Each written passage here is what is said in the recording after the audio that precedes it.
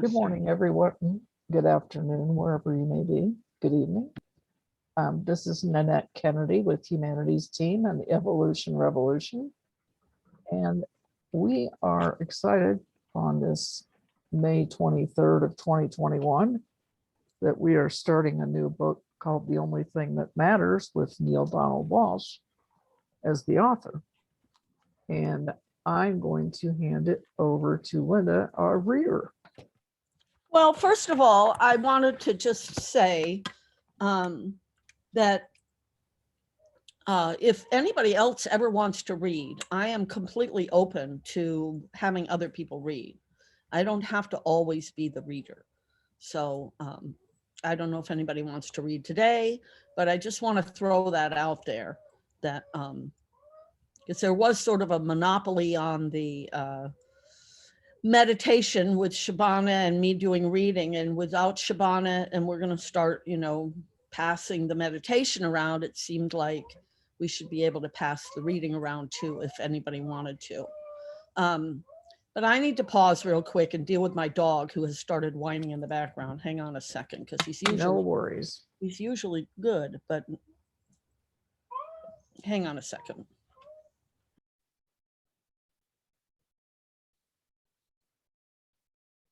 Oh, Ann Derby just showed up. Let me let her in. Awesome. We love that, Yay. Darby. And there she sort of is. Hi, Ann. Probably still connecting to Hi, audio. Ann. How are you? She's connecting to audio. There she Oh, is. Hi, Ann. Hi, Ann. How are you? Oh, hi, everybody. I'm good, thank you. Hi, everybody. Very nice to be here. Thanks. Yes, so happy to see you. Yes, we are. Okay, and we're beginning The Only Thing That Matters today. Okay. So, Okay, I'm back. okay. All right, so this is The Only Thing That Matters. It's book 2 of Conversations with Humanity. Part 1. 4 short conversations beginning a longer exploration that you have been yearning to undertake for quite some time. 1. Your soul knows exactly what it's doing. Dear companion on the journey, it is wonderful that you have come here. There is something you wish to know and something you wish to do, and life understands this. This is why you are reading this. Here is what you wish to know. 98% of the world's people are spending 98% of their time on things that don't matter. You have been part of that 98%. Now you are no longer. From this day forward, you choose to spend your time on the only thing that matters. The question is, what is that? Here is what you wish to do. Find your answer to that question. It requires a deep self-exploration or a deep exploration of the self. You are in the right place for such an important and remarkable undertaking. Trust that. If you weren't in the right place to find your answer, you would not be here. Do not think you have come to this book by chance. Do not think that. Think this. My soul knows exactly what it's doing. Also, think this. My soul already knows what really matters. So it's not a question of finding that answer. It is a question of remembering. It is not a process of discovery. It is a process of recovery. This data does not have to be researched. It merely has to be retrieved. Let's begin here. Something very unusual is occurring on this planet right now. You have no doubt noticed it. It may be producing a more than normal amount of challenge and disjointedness in your life, perhaps even some major upheavals. You are probably noticing it in the lives of others as well. And just a reminder, this was published in 2012, so not quite 10 years ago. For a while, you may have thought that this was all just your mind playing tricks on you, that things were not really happening any differently, and that you're just a little tired, a little overcommitted, a little oversensitive. But now each day presents itself with obstacles mounting and challenges increasing and more personal issues coming up to be faced and healed. It is apparent that all of this is not an illusion, not an exaggeration. So you may be asking, why is all this happening? What am I doing wrong? And here's the answer. You've done nothing wrong. And there is something very unusual going on right now in your life and all over the planet. Call it an energy shift. Call it a cosmic cycle. Call it the overhaul of humanity, or whatever you will. But what's occurring on Earth right now, you can be sure is very real. It's touching lives emotionally, physically, and spiritually. Some lives more than others, but none are immune. This experience is global in scope. Talk to people. Just ask them. Talk to people anywhere, everywhere. They'll tell you, yes, life has been tumultuous lately, more than usual, more than normal, for some more than ever. Now there's a danger here, and that danger is not what is happening, but in how you may construe what is happening. The danger is that you will view what's going on as bad and then react from utter frustration or fear or even anger, which is fear announced, doing exactly the opposite of what would serve you. The biggest danger is that because of the inaccuracy of your perception, you will miss a once in a lifetime, literally once in a lifetime opportunity. The good news is that your soul is working hard to make sure you don't do that. It is working at this right now, in this moment. One last time, do you really think that this is happenstance, that you are reading this? End of chapter 1. Shall I keep going? I have a quick thing I would like to say, if I may. 98% of the world's people are spending 98% of their time on things that don't matter. I'm looking at that and just thinking, holy Yeah. obscene word. You know, it's like, I don't think I'm spending 98% of my time on things that don't matter, but it's making me look at how much of my time, even though I'm like more, conscious, I'm still spending a lot of my time on things that don't matter.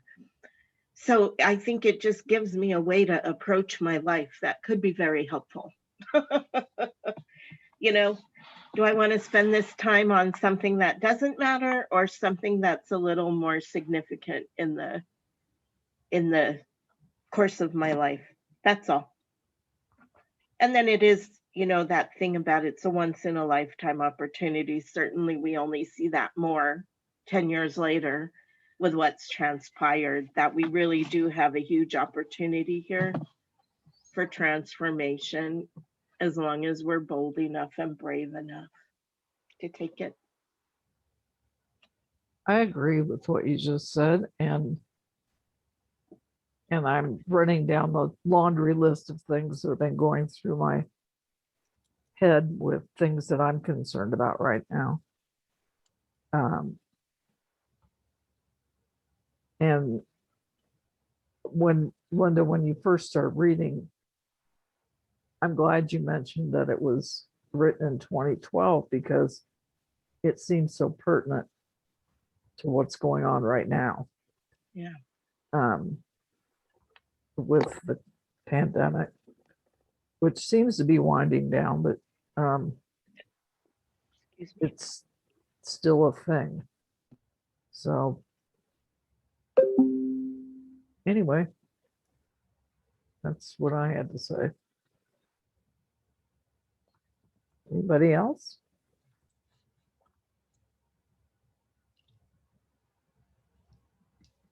I just, all I got to, sorry, Linda.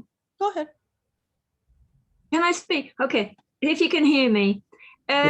Just sort of, you know, on the understanding, you know, my lovely friend passed away suddenly.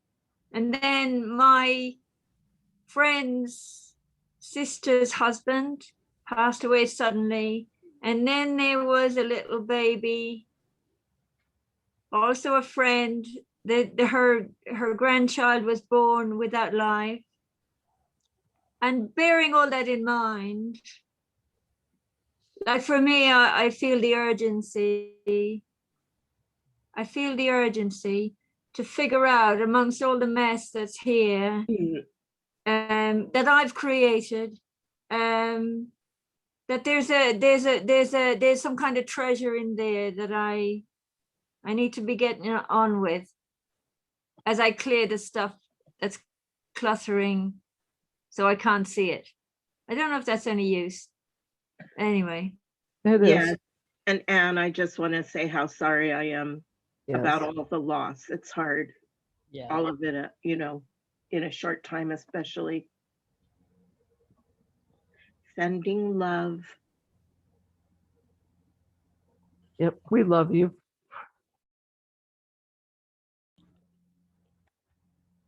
Well, anybody else? We love all of us, and we refuse to waste another moment on the unessential things without saying that here in this group. That's what I learned from that chapter. Okay. All right, Linda, you want to go ahead? Sure. Chapter 2, can you believe this? Life loves you. It may not seem that way right now, and you may guffaw when you hear this, but life loves you and is supporting you, and that is why you are receiving a special invitation from life on this day. You may actually be able to feel this invitation, much as you sometimes sense the sleepy hours of the morning that it's time to wake up. Have you ever had that feeling? Nothing in particular is happening. There's no alarm going off. No one else has come into the room to stir you. There's just an inner knowing it's time to wake up. You may be feeling these days a muted excitement stirring within, generating a restlessness, readiness to respond to a gentle but persistent inner voice that keeps whispering, "It doesn't have to be this way." That inner voice is correct. Your life does not have to be a series of worrisome and challenging crises involving finances or relationships or health or family or all of the above. Or for that matter, on some days, nothing in particular, just a nagging sense of out of orderness. Neither does the world at large have to be a container of constant calamity, engulfing its governance and politics, its commerce and economics, its environment and ecology, its cultures and religions. Listen to that voice. It doesn't have to be this way. That's not wishful thinking. That is your awareness speaking. What is occurring in your life right now is that your awareness is growing, and now you are hearing its voice. In the strictest terms, a growth in your awareness is not possible. Your awareness is what it is. It does not grow larger and larger. That's because your awareness rests within your soul, and your soul does not get bigger or in some way more than it always was and is now. It is your mind that expands. For easy understanding, it could be said that awareness rests in the soul and attention rests in the mind. So to put what is occurring in your life another way, you are now paying greater attention to your awareness. It is the thing to be aware, but it is another thing altogether to pay attention to what your soul is aware of, instead of ignoring it, which most people do most of the time. This mixture of the two is what might be called consciousness. When your mind pays attention to your soul, and your mind and your soul thus carry the same data, hold the same idea, and possess the same perspective, you might be said to be fully conscious.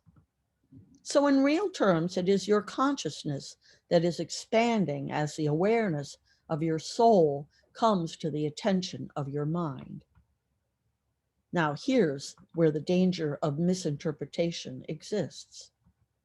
Your increased consciousness brings along with it an increased sensitivity to every aspect of life. This has, no doubt, resulted in an expansion of the effect that all of life has on you. And this could feel as if everything's in your way, standing between you and peace. Because the same kinds of life experiences that you encountered with this little difficulty just a short while ago now feel like they're going to put you on overload. You've probably been wondering what's going on and why you don't seem to be handling things easily anymore. Well, it's very simple. You're not becoming less able. You're becoming more capable than ever. But you're growing into that as life calls upon you to pay more attention to more things in more ways more of the time. Add to this the fact that there is more data in toto of which you can become aware. The world's new technologies have placed more information at your fingertips of a 15-year-old today than that which the President of the United States had access to a few years ago. And you can see the challenge. And it hasn't stopped there. More things seem to be falling apart all at once, all over the place, than ever before, from financial systems to political systems to social systems, and even weather systems. So here you are in the middle of the perfect storm, a confluence of expanding energies, enlarging noticements, and rapidly multiplying negative events that are producing some very interesting times, to say the least. Some very interesting times. Yet, as spiritual teacher Mary O'Malley wonderfully and succinctly puts it, what's in the way is the way. The reason that life's events seem to many people to be in the way is that many people have no idea where they're going. They do not know that on the path they were intended to take, there are no obstacles. The obstacles that people are encountering have not been plunked down suddenly and ruthlessly by life right in the middle of the path they're traveling. Rather, the path they're traveling is the one with obstacles already on it. Why? Why would people be traveling the road with all the detours, all the pitfalls and potholes and stumbling blocks, and finally all the dead ends? It's because they've been given very poor directions or a badly drawn map. The way people have been told they're supposed to go is not the way they came here to go. And that is why 98% of the world's people are spending 98% of their time on things that just don't matter. When you turn that around, you'll turn your life around. End of chapter.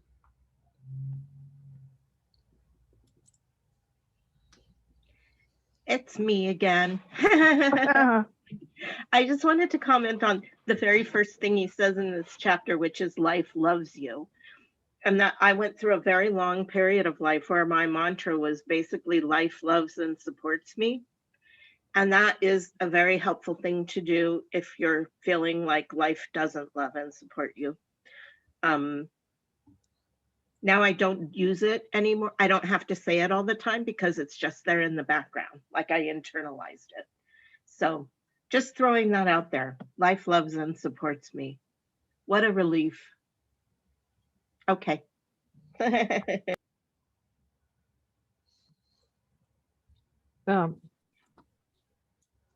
I highlighted in my Kindle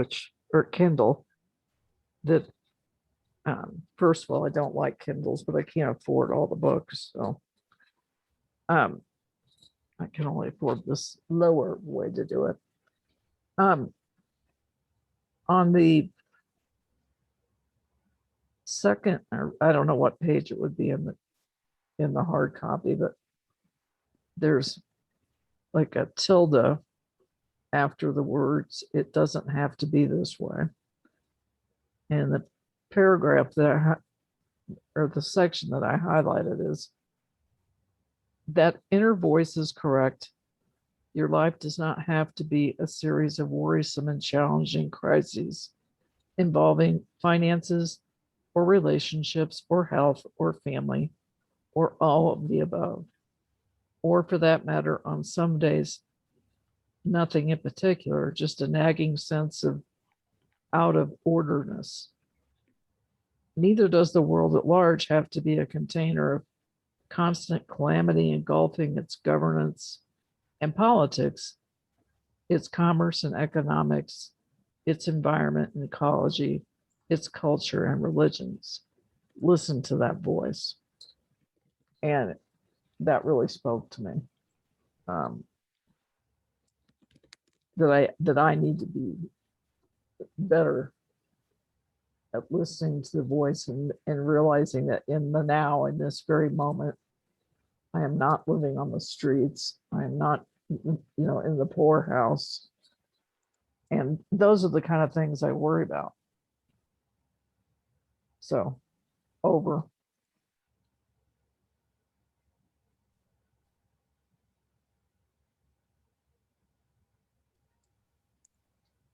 I've just got something peculiar to say. From what you said, Nanette, something peculiar comes to my mind. I've been blessed to be in this Rumi pod with, Rumi was a poet, Persian poet, Rumi. There's a saying anyway that came across to me was, this fellow arrived in heaven with all these bags of gold. And God said to him, what are you bringing all this rubbish with you for? something to that effect. That speaks to me. And what I'm realizing is everything that's falling away is what's being created through the miseducation. And everything that matters is what hasn't been valued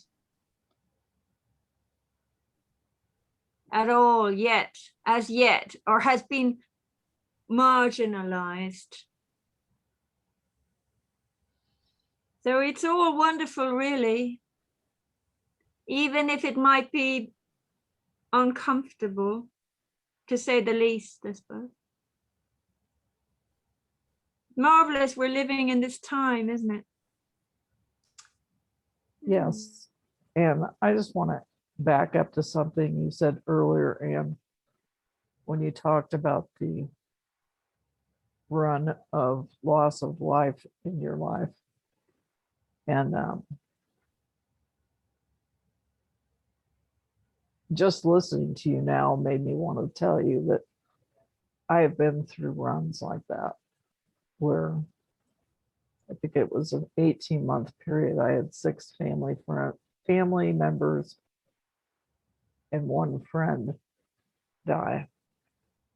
And nobody was anciently old. In fact, one person was only 29, who was my stepsister. So my point is that I know that going through that stuff, it can be a real magnet to go there. But at the same time, you can't ignore your own pain. And I just wish you well. That's what I wanted to say. I am complete. Anyone else? Yeah, I can say something. You're talking about death. And in 2 days, it's the 25th. It is 18 years since my daughter died. She was only 33. And to be there, present, and experience it in the depths. And what I learned from that period in my life when I was with her the last 4 months, and we spoke every day up to the last breath she took, is that I'm not the only one. I'm not the only mother that experiences. My heart opened very deeply to all over the world because it's happening. And I never thought, why did it happen to me? I don't know. It happened to me. And okay, so I don't said, oh, poor me, that it happened. It was never that feeling. I just was so blessed for her to be so connected to me, so that I could share this last month with her so deeply, and that she left in peace and in another state of being. She went into another state, and I could be with her in that. So you never know when life ends. We can look backwards what has happened, but we don't know what happened in future. So it's to relax into the source of life and be present inside. That's what I feel. I just wanted to share because you reminded me when you talk about people dying and younger and so on. Yeah. Thank you. And my father was only 45 when he died. So I was 14. So that's also happening. So I think for me, death is as natural as life. But I don't push it, but I know it's there. Yeah. My mother used to say, sorry for interrupting, No? but she would say that death is no less miraculous of an event than birth. And I remember her saying that several times, and it would bring me back to being a more grounded. Yeah. It didn't take away all the pain, but when I looked at it that way, it was an easier thing for me to it was easier for me to deal with. Yeah, I feel the same. Thank you. You're welcome. Thank you. Yeah, for me, there are two, there's the phrase, nothing is wrong here, is helpful when things are happening around me that are overwhelming. And that would be overwhelming, to have 3 people pass in such a short period of time. And then coming back to the notion that, and then the other thing, and it's from Neil, is, God told him nobody ever dies at a time and place not of their own choosing. And so those 2 things, nothing is wrong here, and nobody goes other than when they chose, give me comfort in those times. Just to be able to say, and it kind of ties back to life loves you, right? There's nothing wrong here. Whatever we're experiencing in the moment, each of us, is basically, it's a gift of life, whatever it may be. It may be uncomfortable and unpleasant, but it's still, from the point of divinity, it's still a gift. It's our moment, because it's divinity is what is animating us. Divinity is what is making us breathe, right? It's not our bodies that are making us breathe. It is actually the fact that divinity is functioning through us. And so all of those things are tools that I pull when I have experiences like that. Massive grief, disappointment, those kind of things. Over. Home with God, I think, is one of his finest works. And what you were saying, Linda, comes from that book. And I was so in love with the book, I kind of went off the deep end. And I typed it into my computer 3 times, the whole book. Wow. Which book? Sorry. Home with God. Okay. And it's just a powerful book, and it kind of it's like a halo of protection reading that book, you know, that nobody dies. Somehow you just got, oh, there, you're back. You cut out for a second. Oh, I was going to say nobody dies before they say it's okay for me to go. Right. And it seems, and I've said that to a couple of people over the years, and they'll say, well, I don't believe that, Right. you know. And I just, with that kind of tone, I just leave it over. It's a really hard I one for a lot of people to understand and accept. But it's very comforting if you can and do. You know what I mean? I kind of choose to accept the comforting teachings. Yeah, me too. I totally agree.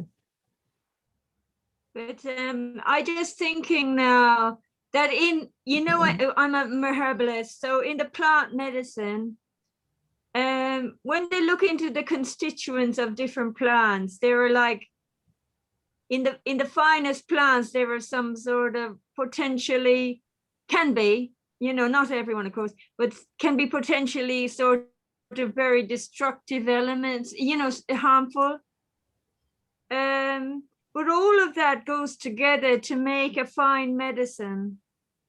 If you see what I mean, whatever happens in life is educating us, isn't it? It's teaching us the big teaching. The big teaching is kind of often very uncomfortable or not what we want at all. The big teaching is not what we wasn't the one we're quite sort of reaching out for. And yet that was the one with the big teaching. I think it's hard for us humans who want everything to be like okay all the time or whatever, but then if you look at nature, things aren't always growing, right? Sometimes they're dying. There's seasons. The tide comes in and it goes out again. The flowers here, I have an example here. Here's my beautiful roses I just picked.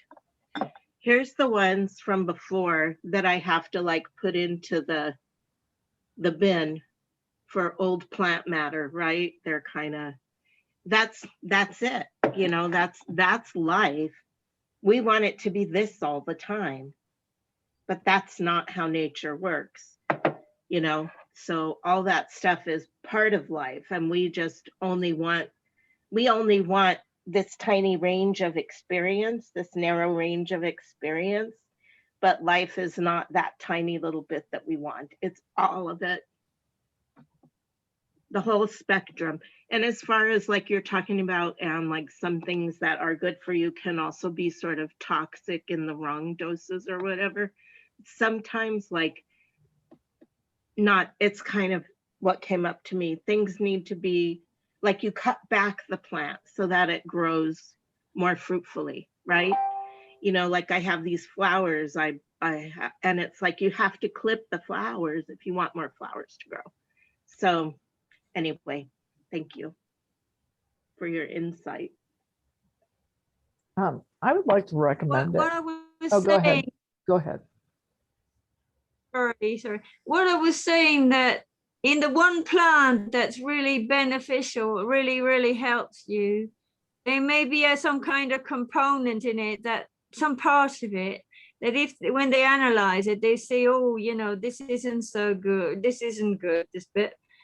This is like the misunderstanding, like that one thing is good and one thing is bad. The unity of it all makes this makes the medicine. It's the unity of all of it. I suppose it's like that with everything that happens.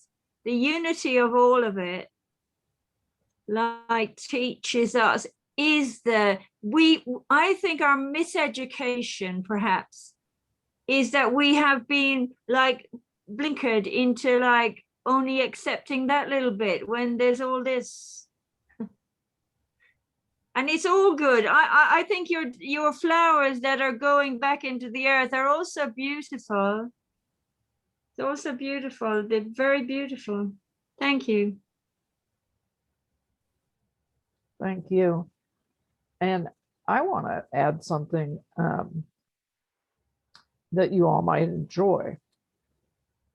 And I will put the link in our chat window here in just a second.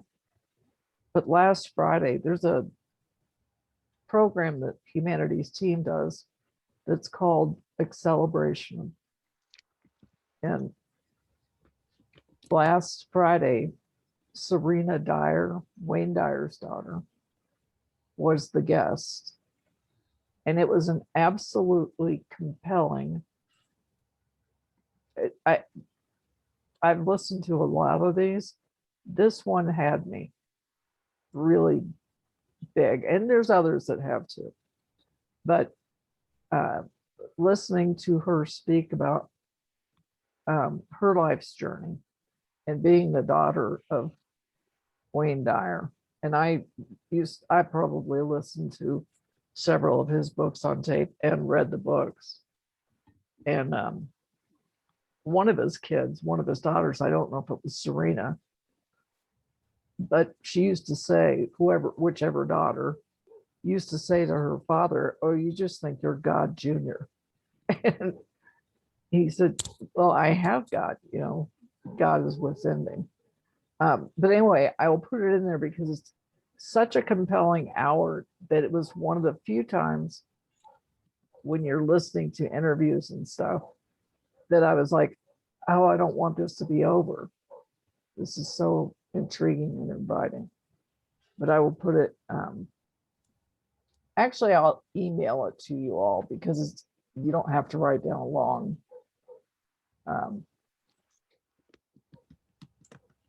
What's web address? There's that hard word, web address. Over. Wayne Dyer wrote one of the best books ever called Getting in the Gap. It's about how to get into meditation, and the gap, as he describes it, is the space between thoughts. And it's little, but it's an excellent book.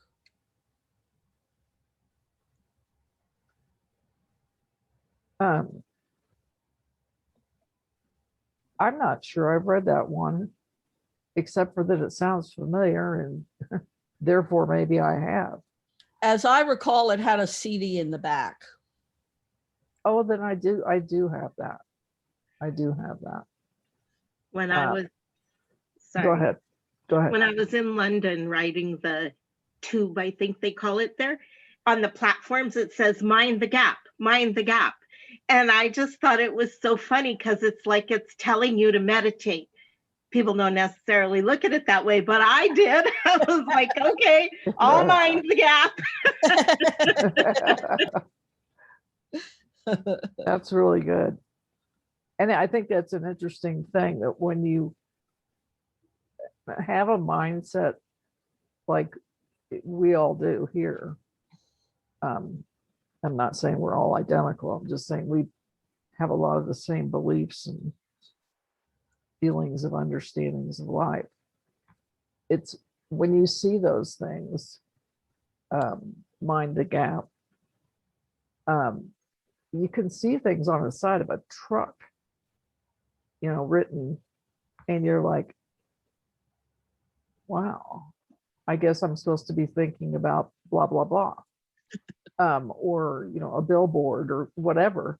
And that there's nothing that's out there that catches our attention that wasn't meant to catch our attention. over. Right? Because life loves and supports us. It's always sending us messages. The other thing I wanted to say was, aren't we all God Junior? I think we are. I'm It's sure like- we are. Seriously, that kind of thing makes me think about Jesus. You know, Jesus was God Junior. That's how he's believed to be. And, you know, for those of us who look at him as sort of a mystical teacher, wasn't he teaching that we all are that? I mean, that's what I think he was teaching. That's not necessarily what Christianity has institutionalized as his teachings. Okay, I'm done now. Over.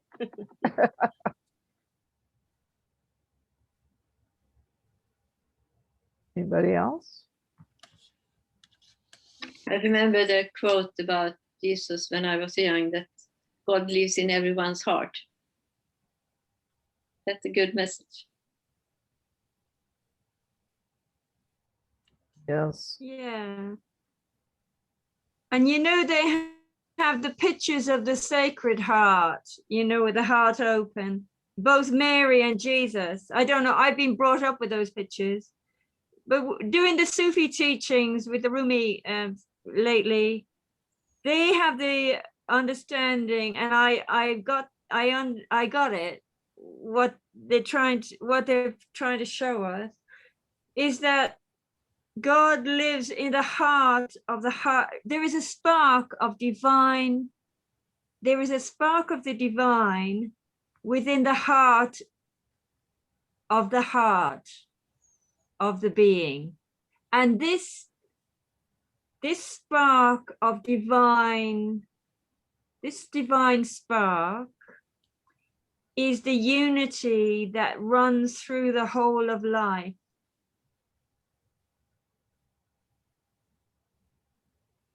And that got me sort of realizing, coming from our hearts, in our body, coming from the heart, the depth of that is the source of all creation. And it's growing and opening to that. That could be the new Christ community, you know, awakening. Thank you. Thank you. Who today would like to, if anybody doesn't have anything else to add, who today would like to do the closing?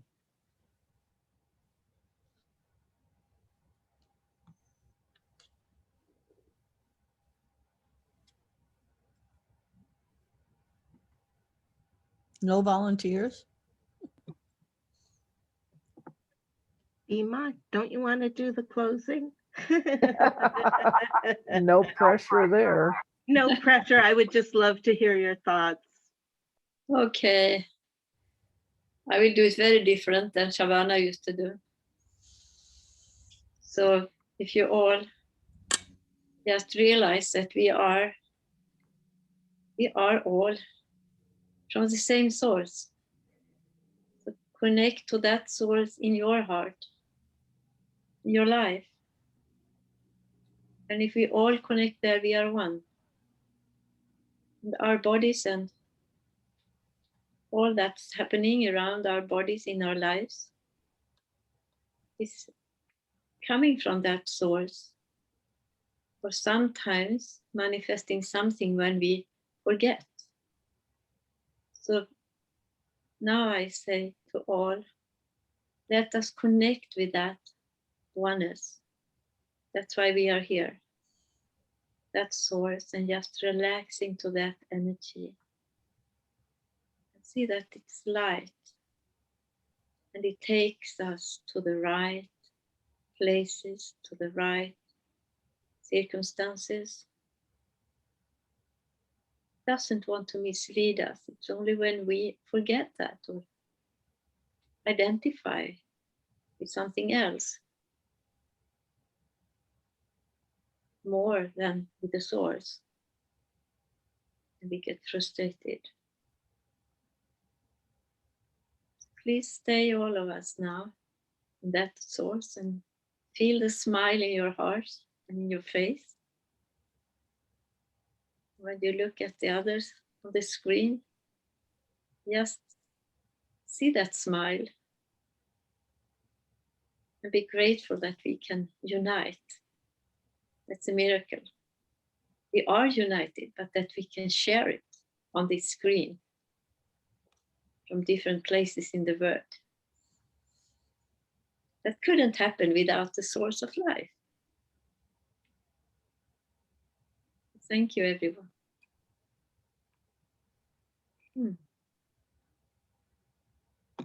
Thank you, Bima. Thank you. Yes, thank you. That was very beautiful. Thank you.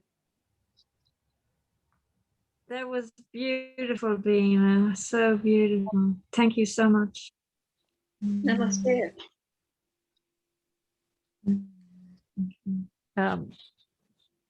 Well, I love you all as I try to make sure that I let you all know that every time we meet. And I do mean that. It's not just a airy-fairy thing. I really do. I feel blessed to know each and every one of you. And Thank you, Bima. I just love our Sunday church. I saw an email from Sarah come across, apologizing for missing it. I didn't read the whole thing, so I don't know why she wasn't here, but she'll be here next week. Yay. Yay. Okay, and then I'll send you all a link for that or Serena Dyer. Yes, please. That would be great. Okay. All right, love you all. Thank you, everyone. Lovely ones. Bye-bye. See you next week. Yeah. Thank you. I don't think I will be here next week because it's Mother's Day in Sweden. And Okay. Enjoy. we meet, and it's a birthday of one of my grandchildren, and we will meet my what do you say, the grandchild who has been a mother. She will be there with her child, and Mother's Day was the day when my daughter died, so we will have a little celebration for that. So I will not be here. Yeah, okay. So We will miss you, but enjoy your day. Yes. thank you so much.